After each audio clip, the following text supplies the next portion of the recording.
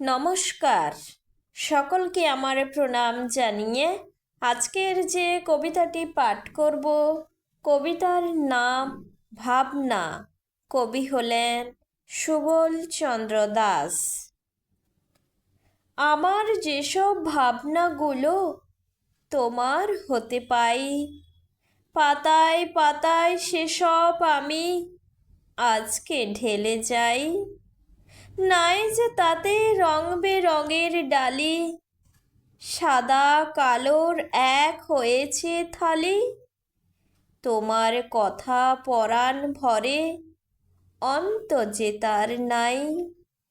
আমার যেসব ভাবনাগুলো তোমার হতে পাই, তোমার কাজে সবাই মাতে তোমার হতে আসে।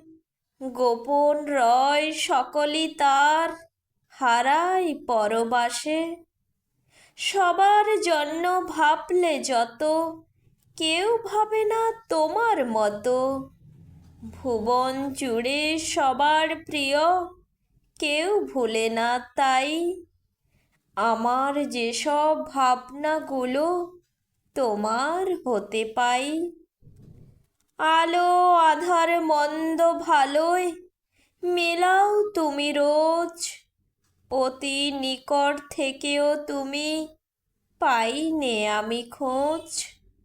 হারিয়ে আমি তোমায় খুঁজি, অবুঝ আমি নাই যে বুঝি।